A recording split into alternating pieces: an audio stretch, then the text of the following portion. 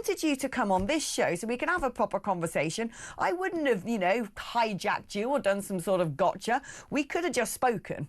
But instead you went to do the newsagents, which are a load of extreme leftists who only set out to pillory you, not really anything constructive, and really speaking to the wrong audience, because anybody who believes in reform policies aren't listening to that plasticine-faced moron. We only ever hear you talk about Pakistani perpetrators. Are you telling me there's no issue? I'm telling you that you are focusing on Pakistani grooming gangs because probably you're racist and you don't believe that there are white perpetrators of the same crime. Breaking right now, Rupert Lowe has hit back hard at Emily Maitlis of the fake news agents after she made shocking, egregious claims in regards to his rape gang inquiry during a bombshell interview. He posted, "Getting called a racist by Emily Maitlis has kept the Pakistani rape gang scandal in the news for another few days. The most productive contribution she has made on the subject. Emily Maitlis accused me of making money out of our rape gang inquiry. This is a disgusting lie, and I call on Emily to publicly retract and apologize for these false remarks. I will not make a penny and have made a large donation. Do the right thing, Maitlis." In response, Lian Tufts wrote, "She will be forever remembered as a hideous individual, the way she disregarded all of those victims in her political point-scoring interview with you, which backfired monumentally, might I add. An inevitable West added racism is denying the genocidal mass rape of white English girls." Now, Alex Phillips had her own take on this Rupert Lowe interview, which has sparked a big clash between the pair over the weekend. Alex will be here to respond in just one moment, but first, this is what she had to say on Talk. Look, I think we had an interesting little chit-chat there about Rupert Lowe, and I just want to make it very clear, and Rupert, especially to you if you're listening, I think you're brilliant. I am not going to row back from that. I think you are so talented. I think you're politically passionate. I think you've got gumption. I think your conviction when it comes to policies and what you believe in and what you want to do for this country are entirely sincere. I know you, so I don't have any doubt as to the mettle of your character. The problem is, and this isn't to say that what happened was not gross, was not awful, that you have every reason to feel aggrieved, enraged, badly treated perhaps. And I don't know particularly what was going on in the weeks and months before this big ding-dong. But I would just say this, we wanted you to come on this show so we can have a proper conversation. I wouldn't have, hijacked you or done some sort of gotcha. We could have just spoken. But instead you went to do the newsagents, which are a load of extreme leftists who only set out to pillory you, not really anything constructive, and really speaking to the wrong audience, because anybody who believes in reform policies aren't listening to that plasticine-faced moron and that war criminal that he sits next to. Oh no, that's the other one. That's the rest is politics. Sorry, I forgot that. Anyway, the sort of BBC has-beens who have finally come out as Corbyn lovers. But anyway, can we just take a moment to think about how stuff looks and how stuff impacts, right? Because that is what politics. Rupert responded to that impassioned address by Alex over the weekend, writing, "Yes, Alex is absolutely right. I should have gone to prison for the good of the party that made false allegations in order to weaponize the justice system against me. So no, mate, I am not going anywhere. This is just the start." So, Alex, before we get into the Emily Maitlis side of things, do you want to respond to Rupert there? I didn't suggest he should have gone to prison. I mean, I don't quite understand what his response was about, to be honest. I said to him, of course, he should feel aggrieved about what the party did. And I wasn't party to any of that and the mechanisms that took place in the weeks and months. But what I was saying is I would just rather people got on with doing politics rather than continuing to lob bricks at one another. And that's what, on both sides, it's just not edifying. We all want our politicians to focus on politics and policy making. What he went through was grim.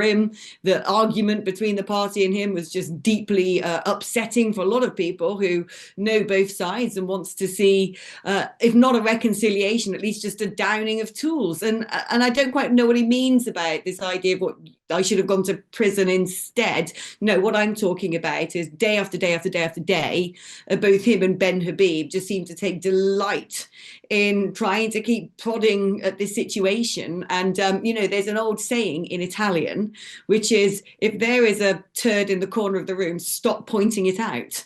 It's not, and that's what my point is. I want Rupert to get on doing the wonderful Rupert things that Rupert does and not keep having to sort of remind everybody that there's this battle and people feel embittered and, people want to sort of have the final say in an argument. Because actually, and one of the reasons I said this, Reform have gone very quiet on Rupert strategically.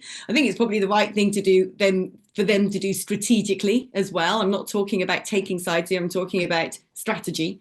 And when he did the podcast with the Telegraph, Planet Normal, I, out of interest, wanted to look at the feedback coming from Telegraph readers, and it really wasn't positive. Now, there'll be plenty of people watching this saying, I love Rupert Lowe, how dare she say this, because people seem to get extremely aggrieved when it comes to this. And I'm not picking sides. I'm just saying that strategically, when you look now at some of the reaction that he is getting to his content, it is more negative than positive. And that is just, that is sometimes how it goes. I worked in political strategy and PR. So, I kind of know how these things work and how you should advise people to do things. I'm not a part of Reform, so I didn't advise them in any way, shape or form about their particular approach. But there is, the favourability needle's moving. And so what I was trying to say is, Rupert, get on, do the politicking. You're brilliant at it. I know the metal of your character. Try doing less of the sour grapes, even if you think there's justifiable reason to do so. And I'm not saying there isn't. I'm just saying you're losing your audience a bit. Well, let's talk about that then in terms of the Maitlis interview, because I think, even though, don't get me wrong, Alex, I so know what you're saying. I get it, right? Like, why go and speak to, what did you describe her as, plasticine-faced idiot? I confused it with The Rest is Politics. And I was thinking of that sort of plasticine character, Rory Stewart. No, I fully knew what you were saying. But you can make the same point about why are you going there to be pilloried by Maitlis, of course, because that is what she did. However, I think because Rupert didn't play into her hands by saying, no, I'm not racist. What are you saying? In some ways, he's made the point about the fact that the left, our elite class, just do not give a damn about this issue. So let's just watch the clip in question, which he's now calling for Emily Maitlis to apologise for. Doing this? Why are you just trying to talk about Pakistani grooming gangs when there are 4 times, 8 times and 10 times as many white grooming gang suspects? Do you not think, Emily, there's an issue with Pakistani Muslims raping working class white underage girls? Do you not think there's an issue there? I think there is an appalling issue with grooming when it hits any community and any age. We only ever hear you talk about Pakistani perpetrators. Are you telling me there's no issue? I'm telling you that you are focusing on Pakistani grooming gangs because probably you're racist and you don't believe that there are white perpetrators of the same crime. Can you deny that? I am concentrating on it because it's a blot on our national history. Isn't any grooming a blot on our history? It has not been properly dealt with. Personally, I would have liked to have seen him take a Marjorie Taylor Greene approach to Maitlis. Donald Trump loved conspiracy theories, including yourself. He seems to attract lots of conspiracy theorists. Well, let me tell you, you're a conspiracy theorist, and the left and the media spreads more conspiracy theories. We like the truth. We like supporting our Constitution, our freedoms, and America first. So, what about Jewish space lasers? Tell us about Jewish space lasers. No, why don't you go talk about Jewish space lasers? And really, why don't you fuck off? How about that? Thanks. Thank you very much. Now, Alex, okay, so he didn't do that. He actually just didn't play into her games. And in some ways, has she not exposed herself? Because she's actually told a defamatory lie in claiming that Rupert Lowe is making money off the rape gang inquiry. Absolutely. And actually, I'm fed up now with the left-wing media calling people racist. It's a very strong accusation. And I wouldn't dissuade Rupert from going after her in the courts of law, because I'm fed up with the way that these people get away with doing things like that. But, we know what she's like anyway. We know what that podcast is like anyway. We know what the audience are like anyway. It's sort of centrist dads who sit there probably, when the wife's gone to bed thinking Emily Maitlis is the best thing that, since sliced bread. It's just, I'm actually fed up actually with the so-called independent media being dominated actually by big production houses and veteran leftists. But first, we have been told our whole lives that wrinkle creams were the easiest way to look younger. Now, one doctor says that's nothing but old news. According to Dr. John Lake, the world-renowned Beverly Hills beauty expert, most wrinkle fixers on the market are nothing but glorified moisturizers. They hardly make a dent on your appearance. Some can even be harmful to your skin, he said. Recently, Dr. Lake has focused his attention away from mainstream cosmetic practices so that he can pursue a revolutionary anti-aging breakthrough, one that some experts say could empty the wallets of the cosmetic industry. He says it's almost like Photoshop for your face. You may even be mad after seeing how easy it is to visibly erase your wrinkles from view. His personal clients have dubbed his new do-it-yourself technique the age rewinder method because it can take years or even decades off your appearance in under 2 minutes. So in light of this amazing breakthrough, Dr. Lake has released a step-by-step video to the public. It is free, it is uninterrupted, and he will outline exactly how to use this simple solution from home. He says if it helps even one person look younger or feel more confident, he will be thrilled knowing he helped. Now, you won't be surprised to learn the video's gone viral, started on Facebook, well over 2 million views and counting. And the comments and feedback have been outstanding, with thousands of women reporting they look decades younger. One even commented, "Best results of anything I've used. I can't believe how well this works. I'll never stop using this. I don't understand how it works, but the results are great. Thank you." So you can find out more about this yourself right now. Go to bhmd1.com/outspoken or click on the link in the description box below. That's bhmd1.com/outspoken. Now, there is one thing Dr. Lake asks from his viewers. If watching this video helps you look and feel younger than you have in years, then please share this video with your friends and loved ones, because together we have the power to help as many women reclaim a youthful look as possible. Go watch the video at bhmd1.com/outspoken right now, or just click on the link in the description box below. But now, back to the show. Okay, then this weekend, Alex, and it is worth looking into, Rupert is speaking much more about the future. So he appeared on GB News, but before that, he posted on X. "Having dinner with my wife last night for our 30th wedding anniversary, it did hit me. If reform succeeded, I could soon be in prison for a crime I did not commit. There is every likelihood that I would have been behind bars for my 40th wedding anniversary, all from a false complaint regarding a non-event months before, conveniently put to the police immediately after I criticised Farage. This isn't cancel culture. They tried to put me in prison. Now I'm told by the Farage sycophants that I should let it go for the good of the country. I should move on. I had 4 armed police officers arrive at my home at 9:30 p.m. unannounced, terrifying my wife, under police investigation regarding entirely false allegations for over 2 months, having my name dragged through the mud, all driven by people I once considered colleagues, even friends. Ask yourself, what would you do? How would you feel? I understand these people are desperate for a seat from reform, but bloody hell, have some dignity. I have come to the firm conclusion reform will not deliver the fundamental change that is required. The leadership doesn't want to smash the establishment, it wants to be the establishment. Therein lies the core issue. Are they best placed now? Yes. Can that rapidly change? Absolutely. An administration required for the challenges ahead simply cannot be built on one man's ego, regardless of its unique earth-shattering size. 4 days is a long time in politics. 4 years is an eternity. A lot can change and a lot will change. So do I go quietly and enjoy my retirement at a beach somewhere, or do I fight to give the British people the genuine alternative they deserve, in whatever form that may take? As much as I enjoy a mojito in the sun, I'm not going anywhere. This is just the start. So Alex, I get the sense, and I'm not saying he's specifically addressing that at you, by the way, but I get the sense he is talking about people like you who do think Farage is the only option. Do you want to pick up on any of those comments there? In politics, there isn't an only option, is there? There's multiple options. That is why politics is politics, and that is why we have a democracy. But what I would say this is, 4 years might seem like an eternity in politics, but actually Nigel Farage has spent 25 years building a brand and getting name recognition around the country and around the world. It takes an awful long time of sacrifice and endeavour and industry to actually be able to get a genuine foothold in politics. It is very rare, particularly in Britain, that something happens overnight or even in one term. And so if Rupert is thinking about setting up his own political alternative, I wish him the best of luck. But as somebody who has been part of these things, who was there with UKIP when UKIP was on 5%, helped take them up to around 25% in 2014, dropped back down in the general election of 2015. Some critical errors were made then. I won't bore people with the details. I have seen for the past 20 years of my life, actually, I have been part of that particular political movement in one way, shape or form. So I've seen how long it takes to grow.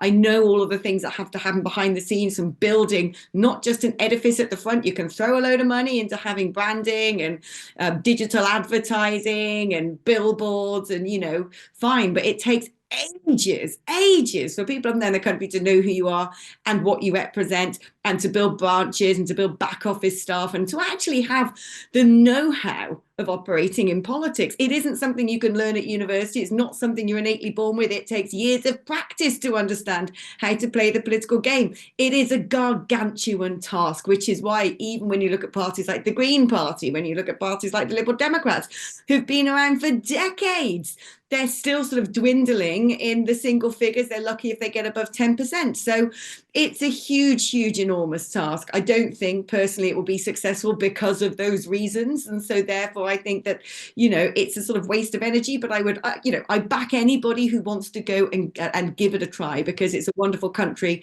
where people can do that.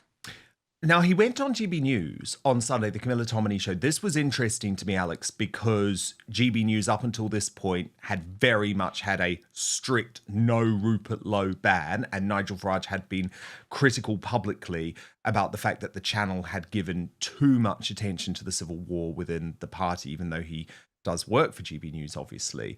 So to begin with, look, there was the little attack. So he did attack Nigel and his so-called sycophantic lightweights. Look at this.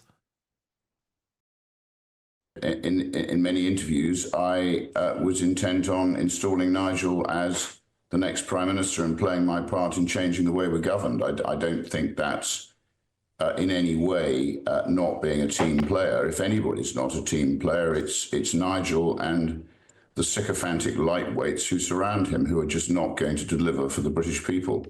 Alex, is that true that Nigel is surrounded by sycophantic lightweights? No. Of course it's not true. Who are these sycophantic lightweights? Name names if you're going to, embark upon slurs. I don't know who he's talking about. I don't think Richard Tice is a sycophantic lightweight. I think he's the most magnanimous man in politics who worked really hard of maintaining reform, building a brand, putting in time and energy and money with David Bull, hoping one day Nigel might come back because he knew the impact on polling that would have. He knew it would send the party into the stratosphere. Do I think someone like Lee Anderson's a sycophantic lightweight? He's his own man. Say what you want to about Lee Anderson. A sycophant he is not. Do I think Sarah Pochin is a sycophantic lightweight? No, she's a woman from Runcorn who was the magistrate there, who was the mayor there, who then decided she wanted to come and stand for reform. And this is what I mean. I just wish Rupert would, I know what happened to him was vile and shoddy and he's hurt and upset. I get that. I get it.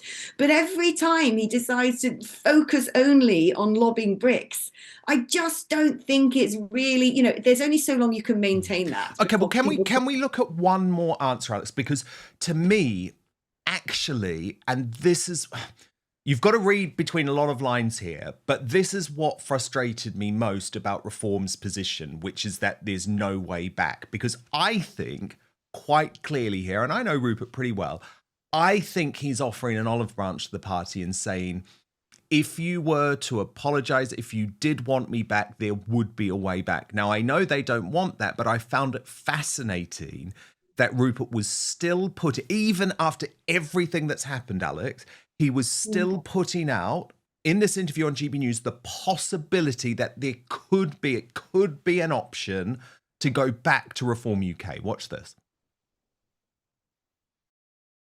I always thought it would because I didn't do anything. But you never know in Britain. Now there are probably a lot of innocent people languishing in prison, and I intend to pursue that. But so one other option is I set up my own party. Another option would be to join Reform, but I number one, you don't win anything with bad people, and I from what Nigel has said, from what Tice has said, from what virtually all the commentators have said, they wouldn't welcome me back anyway. So look, I've got a clean sheet of paper, Camilla, and I'm going to work out what I do. We haven't got much time. And it's incredibly important that a lot of thought goes into what happens next. But put it this way, I'm more intent than ever on delivering the change that I think is necessary if we are to restore Britain to the kind of place which I used to love. And I think when it's functioning properly like it was when I was growing up, it's the best place in the world to live. Now, see, I don't know if you read that the same way, Alex, but to me, I thought that was an olive branch. It was a significant change in tone. It wasn't, I could never go back. It said there was the potential option there, but they have closed the door on it. Yeah, and there was a moment actually when all of this started. There was a moment that if everyone had just stopped and had a cool head, it wouldn't have gone as far as it did. It's like when you have an argument with your boyfriend and nobody wants to back down and say sorry. And rather than just, saying, right, let's just give each other a week and not speak and then come back and remember why we love each other. Someone just keeps having to have the final word. And it's a tragedy, really, because the obvious place for Rupert to be is in Reform. That is where everyone would love to see him, quite frankly. But if he keeps banging on about Nigel having, a cult and having a giant ego and everyone around him being a sycophantic lightweight, why would anybody want to, share the sandpit with you if that's how you talk about them? Now, you and I have both been appallingly treated, by a particular company.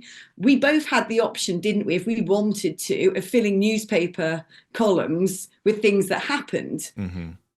Decided that isn't the way to go about things. You keep your head high. You say, I wish that channel the best of luck. And I'm not going to attack it or criticize it because there are a load of people there that I considered really good friends and I want them to be successful because they are an important contribution to broadcasting in the United Kingdom. And that is, I think, the best way of going about things strategically. It's very tempting when you've been wronged to feel like you want to get that sort of instant justice. You want to have that sort of, that moment of being proven right. But very often, if you go on a campaign of attacking and bashing, even if it's justified, or even if you think it's justified, eventually it starts working against you. It doesn't have the positive outcome. And so I just wish that, if I had a time capsule and could take everybody back to the start of all of this, my gosh, it wouldn't have even taken much to sit them all round and sort things out. But I don't. That is not where we're at. And I just think that this is what I said earlier. I just wish people would sort of stop the attacking, stop the sort of bitterness, stop the public laundering of washing, and both sides can be accused of this. And focus on politics, because that is what matters. And it was great to hear Rupert saying that that's what he wants to do.